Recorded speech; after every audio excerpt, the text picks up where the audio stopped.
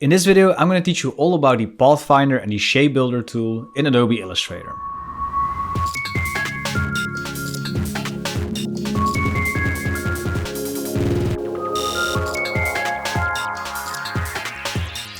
Dreadlabs.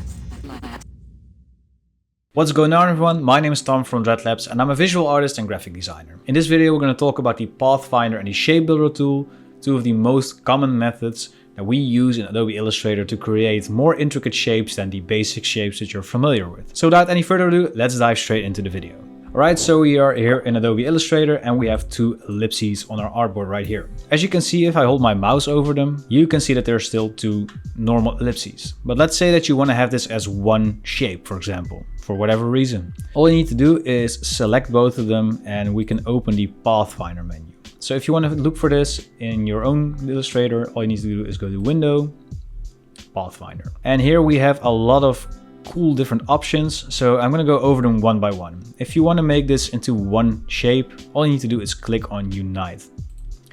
And as you can see, the lines are now gone. And this is now treated as one shape. And something that you can do, for example, is round off these harsh corners to create like some sort of meta ball effect. Anyways, let's go over the rest of them.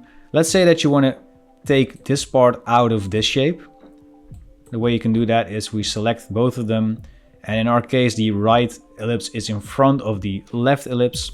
So we can click on minus front. And now we have some sort of Pac-Man shape, I guess. The next one is intersect, which will leave this part here because this is the only overlapping part, which you can use to create some sort of like eye, I guess. Then we have the exclude, which is the opposite of that. And this just creates a hole and leaves these two shapes together in a group, as we can see in the layer menu. We can just ignore this for now. Another thing that we can also do is click on minus back. And this does the opposite of the minus front. And as you can remember, this one was in the back and this one was in the front. So now we have the opposite shape of that. Now, I wouldn't really dive into these two too much. They aren't often really used. Actually, none of these are really used that much other than the divide. So if we click on divide, what happens is everything will still be the same. But if we open our group, that will mean that every single thing where it intersected is now a separate shape. So this will leave you with all of these shapes intact. They'll just like cut up. So the trim is basically the exact same thing as the minus front, but this will also leave the front part intact. Like if we double click, we can see that the cutout shape is still there.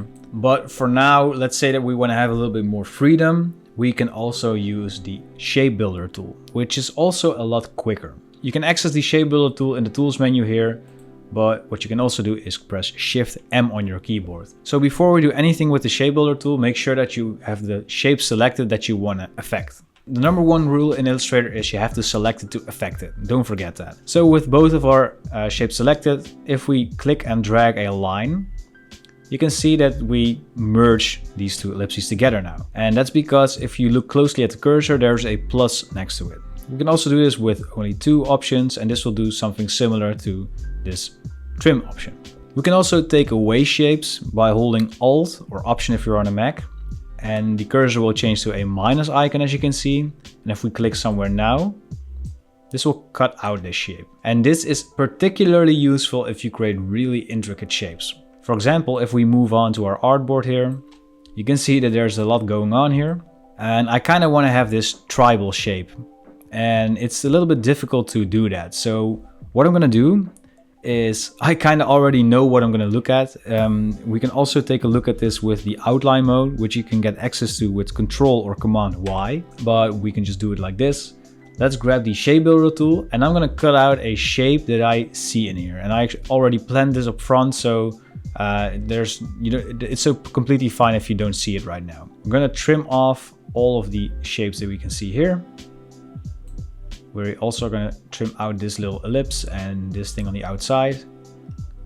I'm going to also trim away this part here and this part here as well. And this final part here at the top.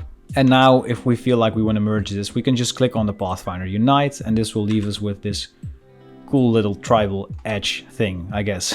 But that's it for this quick tutorial, guys. I hope this video was useful. I hope you learned a little bit more on how to create intricate shapes in Illustrator using the Pathfinder as well as the Shapebuilder tool. If you want to see more basics of Illustrator, check out the playlist at the top of the video right now. It's also in the description down below. And while you're at it, take a look at my channel because I have hundreds of tutorials in Adobe Illustrator, Photoshop, After Effects, and much, much more. If you want to support my channel and keep up the free tutorials on a weekly basis, you can buy some assets on dreadlabs.net. On this website, I sell texture packs, vectors, templates, PSD files, and much more. You can also subscribe to my Patreon channel, where you get access to all of the project files from all of my tutorial videos. In addition to that, you'll also get a lifetime discount on dreadlabs.net and a lot of other crazy cool perks. With all of that being said, this is Tom from Dreadlabs. Thank you so much for watching. I hope you found it useful and hopefully see you guys in the next video.